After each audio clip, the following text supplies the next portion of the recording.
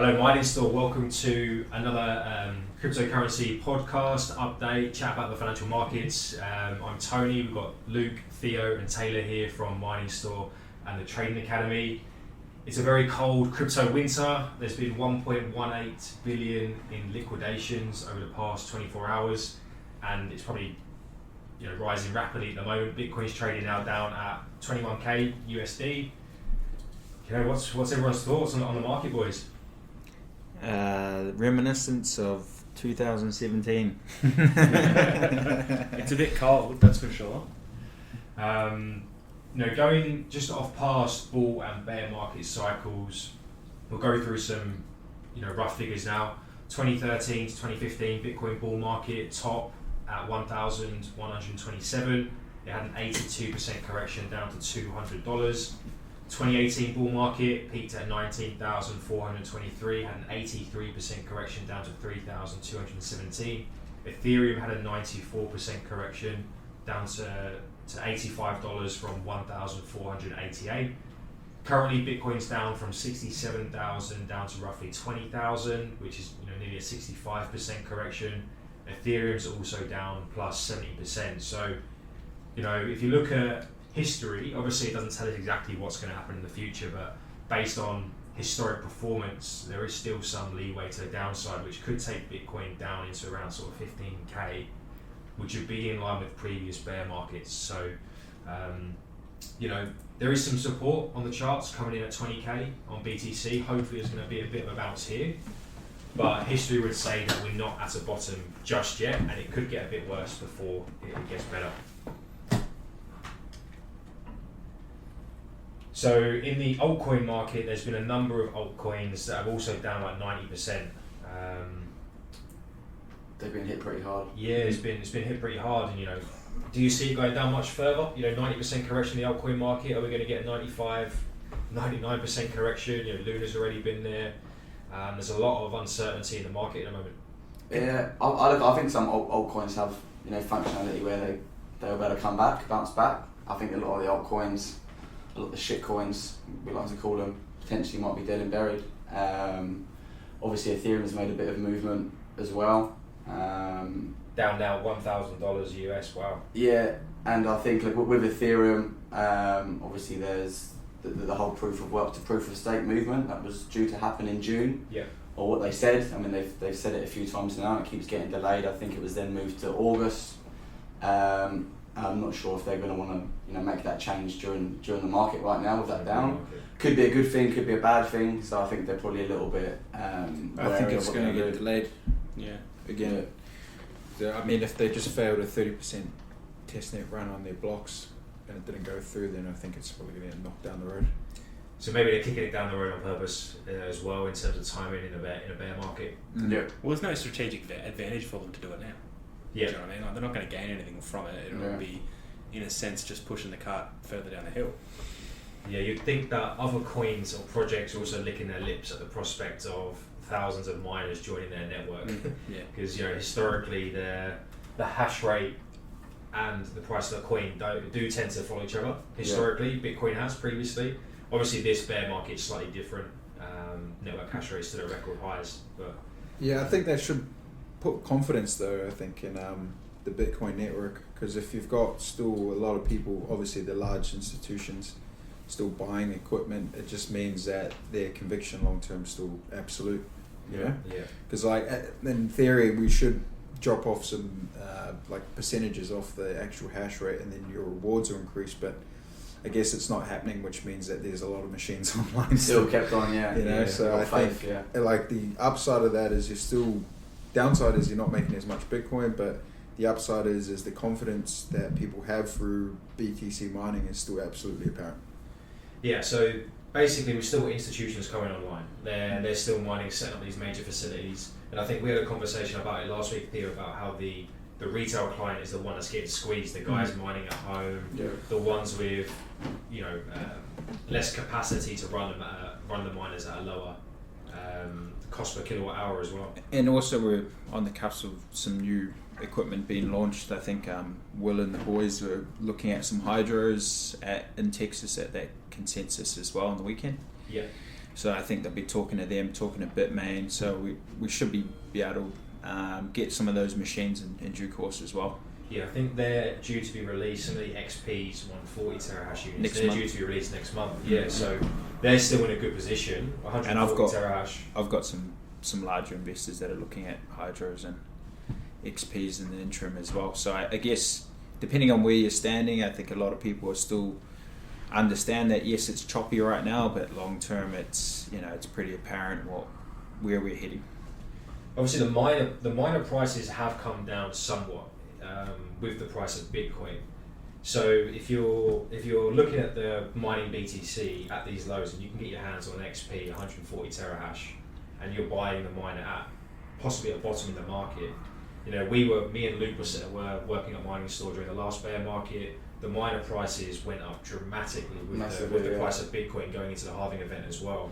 And the people that got in early before the next halving event, they were in such a good position. Yeah, 100%. And even there was people that bought from us S19s and then they actually sold them for double the price they bought them. S19 Pros, yeah. Yeah. Made So money like on virtually these that could potentially play out again in the next halving. If you got some XPs and hydros, Yeah. I mean, your equipment could well and truly increase on. There's a second-hand market on miners for sure. Yeah. If you're looking at the grand scheme of things as a whole, the amount of work that's gone into the cryptocurrency market from the institutional level over the past year, ETFs, crypto-related tradable products, you've got all the institutions coming out now taking crypto payments, some countries making it their legal tender. I think it's safe to say that this isn't the end of cryptos. It's just a typical bear market cycle. There's been some air coming out of the balloon. I guess you don't want to be going and chucking your cash in the market right now.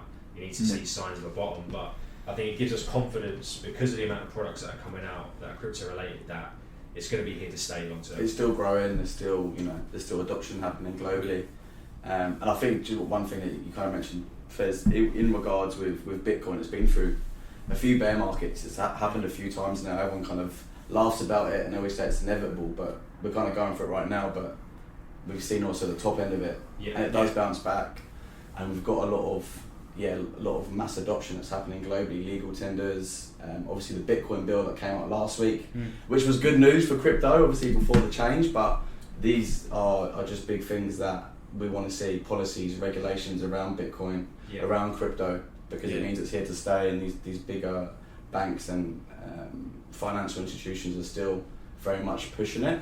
I think the retail traders and probably retail miner guys are probably feeling the effects a bit more than what these large corporations are. Yeah, definitely. I don't think it's just related to the crypto market. We touched on it, me and Tanya having a chat about the stock market as well. I mean, the NASDAQ is down about 32%.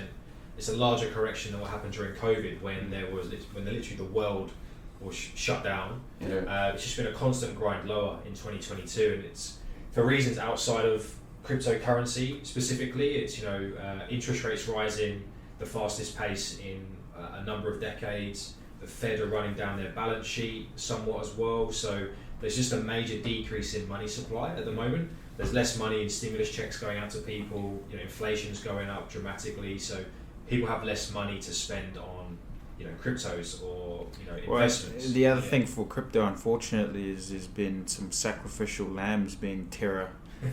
And on the cusp of it is Celsius as well. So I think with those two major, quite big events for crypto, it's obviously throwing more shade on an asset class that's already heavily volatile. So I think with Celsius as well, I mean, personally, I was actually going to put some funds in there about 3 months ago. And if any people out there that know what Celsius do, they give pretty good rewards. I think they had a few months ago 10 billion funds under management. And they're going through, which sounds like, well, what I'm reading into, most people think that they're insolvent. It just sort of depends on what insolvency they're under, whether it's like balance sheet insolvency, which is the worst kind, where they can't make their repayments back in total because they just don't have the capital, or they've just missed a payment and they just need a bit of time to buy. But I think them pausing their withdrawals recently, also they're exposed on the amount of BTC that they're using as collateral. So I think Taylor also just mentioned that their new price is about 16k. Yeah, 16.8 I think it was. yeah. 16.8, so that's their liquidation point on their it's getting closer. volatile. But I guess like with those things being said, I mean, if you go back in history and look at crypto, you know, it was Mt. Gox 2 cycles ago. You know, so there's always going to be these catalyst events that sort of somehow like are bad for crypto, but also propels it forward. I feel like, I mean, from my personal view, I think in this bear market, I'm way more confident. Like, yes, my portfolio is down, but like I guess last time I was actually far more worried because I understood that this was a lot more of a niche opposed to where we are now in this day present, you know, with having a number of new things come in the space, and I just feel like it's not like as if the internet's gonna go backwards, you know. Yeah. I mean, last bear market, you know, I was, you know, I panicked. I sold a lot of my crypto investments last bear market, and then we're obviously trying to make that back during the bull market as well. So, you know, this time around, I think it's so important to have some cash just to deploy over the next couple of months, because this is really where investors can make a serious amount of money, not buying bottoms straight away like now, waiting for dollar cost average or dollar cost averaging in, not being too emotional about it, just having cash to deploy in these bear markets on Bitcoin, on projects that have that long-term adoption potential, is really where a lot of the cash is made, whether that's through mining or investing, you know, with the Trading Academy as well. I know there's a lot of different strategies in the Trading Academy, Taylor, at the moment, that are in play, and that's long term as well. So we're not looking at a quick buck on the Trading Academy. It's more of a long term play over the next sort of 6 months to 12 months going into the next halving event. Yeah, absolutely. Like you don't want to jump in and just sort of have that emotion of I think it's the bottom. By having a strategy, not just across one asset but by multiple, even incorporating that with mining. I've had people that do it across the board. Just having a clear guideline strategy on how you're going to invest by trying to get obviously the most return when it does flip. I'm not advising anyone to jump in anything right now. It's just about having sort of a plan going forward over the next few months. Also, if you guys are in losses, which most people are, I mean, if you listen to some of these numbers, I mean, it might make you feel better. So you've got El Salvador, which they bought at an average price of 45k. Their P&L would be around about 46 million. You've got MicroStrategy as a loss. They're down on their BTC position, $713 million. Wow. Probably the biggest position. It's probably gone up as well, their P&L. So I guess even for everyone's feeling the pinch, but I think again they probably wouldn't be in this space if they weren't thinking long term as well. Definitely. Yeah. If you look at this, we're just looking at a chart now. It's the Bitcoin Investor Tool 2-year MA multiplier, and this kind of shows you the cycles, the bull and bear cycles of BTC, and we're just now coming beneath the 2-year moving average in the green line. And when you do come beneath that 2-year moving average, there's going to be a consolidation period for a while. It's not going to be a pretty bottom where it just says this is the bottom in the market, but generally the bottoms of the market are beneath that 2-year moving average. So that's going to be a major accumulation phase over the next 6 months maybe. We're going to need some positive economic data. Maybe the Fed needs to take their foot off the rate hike cycle. I'm not too sure what the catalyst is going to be for the next bull market, so to speak. But during these kind of consolidation phases, it's clear as day using this Bitcoin Investor Tool. So I'll put the chart up on YouTube for you guys to have a look at as well. It also indicates the top in the market. We didn't quite get to the top of the 2-year moving average 5 times multiplier. So that's why we were kind of assuming we weren't at the top of the market just yet. But it's a good tool to use from a long-term investing perspective. So right now it's saying that we're obviously in a bear market, but it could be approaching accumulation zone soon, which is quite important. In terms of the bill that was passed, does anyone have more information on the bill and what that meant from a mining perspective, from an investment perspective? Yeah, so obviously, fundamentally it was very healthy for crypto. Like I said, policies, regulation. So there was something that we spoke about, I spoke to clients on the phone and we speak together about, just in regards with the tax side.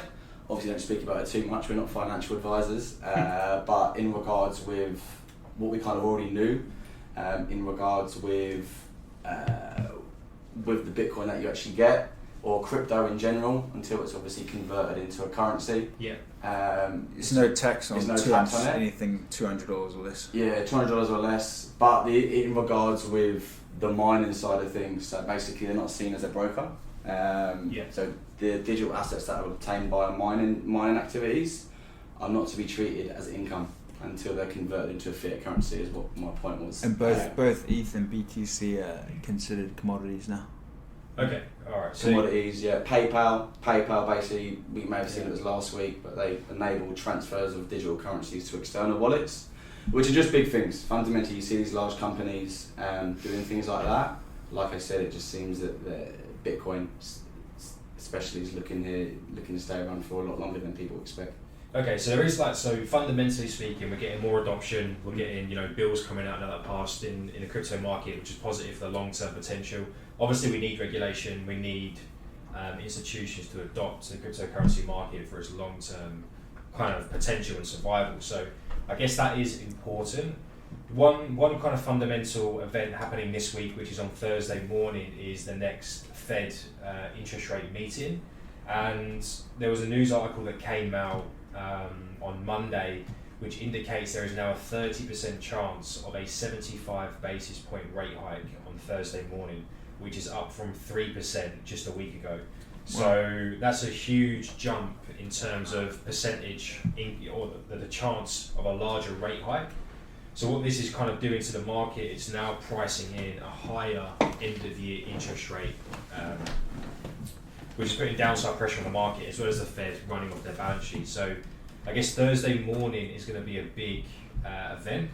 Whether or not they do raise by 75 basis points or 50 basis points, you're probably going to see risk assets as a whole stay under pressure until that event does take place.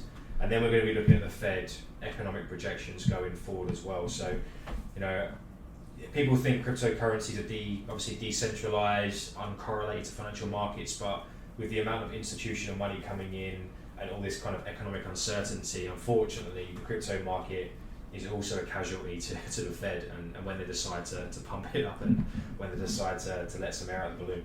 Yeah, I think I read the other day as well that JP Morgan is sort of suggesting that they'd rip off the Band-Aid. Yeah. And it's sort of leveraging in the sense that it should go to 100. Okay, so like a one and done. Yeah, exactly. Try and get it over with in a sense, because rather than prolong it to go 75, say 50 now, tomorrow, whenever it is, and then 50, 50, 50, go 75, 100, then sort of taper off. Yeah. But whether or not they're willing to do that, apparently they're looking at it more than they ever have. Well, last week it was kind of a different story. Before the sell-off happened this week, last week was looking at the Fed possibly easing off rate hikes in September because of a negative quarter of GDP. So we're also looking at an environment of rising interest rates and possibly a recession in the next 4 months. 2 quarters of negative GDP growth is an official recession, so to speak. So, it's a strange environment that we're in and something I don't think has been seen for a very long time. So I guess market expectations is 50 to 75 rate hike on Thursday, another one in the next meeting, and then I guess we're going to wait to see what the Fed does coming out of that cycle as well. Now, from a technical perspective, Bitcoin is on the weekly chart, it's approaching an area on the RSI where the previous bear markets have reversed from previously. So we're coming into an interesting area technically on the RSI. It's approaching that sort of 20k area, which was the 2018 market top. Are there any other kind of technical indicators that you guys are looking at? Is there anything you guys are watching? The BTC Dominance, the total market cap, anything you kind of want to share with the team? I think just seeing it through the lens of an opportunity. Like we speak about, it's more or less like dollar cost averaging into things that you believe that are good long term. I think it's always just going to be a smart move. And even if you are mining, again, because we have cheap power, you're still profitable, not by a large margin, but at the end of the day, you're not looking to sell that BTC in real time, No, of course. Really, it's, again, 2 years from a halving, 2 years from a US election. I think a lot can happen in 24 months and even in 6 months for crypto, you know. So even if this year it's a bit raising interest rates, then next year they taper back. You know, we could well and truly be in a different spot this time next year for sure. Yeah, definitely. I think that, you know, mining for one takes the emotional side out of things. You know, you're going to get passive income no matter what. If you run it through a company, there's obviously some tax benefits as well. So, you know, you may want to speak to a crypto tax accountant to make sure you're set up as tax efficiently as possible. Yeah, subsidiary, yeah. Rather than mining as a hobby, that's number one. Just make sure you're set up tax efficiently, guys. So if you want to reach out to a crypto tax specialist, please let us know. We can send you through some information on our crypto tax specialist. And yeah, just remain unemotional, I guess. You know, the fear and greed index is at 8, so extreme fear on Bitcoin at the moment. You know, being a contrarian would say, you know, sit tight, raise some cash, and wait for the next opportunity in the market. Yeah, well, I think it was the Bank of America sent out a sort of survey to its clients and asking, you know, are you going to be investing in crypto at all? And I found it really surprising that 91% said yes in the next 6 months. So, you know what I mean? As much as people are scared of it, I think, you know, the general market can sort of see that there's an opportunity. So if you can play it right, there's some pretty good gains. You know, historically, we've gone down, you know, 82, 83%. Even if we go down 80% now, you know, historically, we're going to go back up again. No, exactly right. So, all right, well, we will keep you posted on the Trading Academy side, on the mining store side. We'll post some links below. If you want to have a chat with Theo, Luke or Taylor, book in a call, have a chat, whether it's just a bit of a chit chat about the market, whether you want more information on the Trading Academy or on miners, please let us know in the comments section below as well. And yeah, hopefully Bitcoin has had a bounce by this time next week. But yeah, thanks for listening, guys. Thanks, guys. Cheers.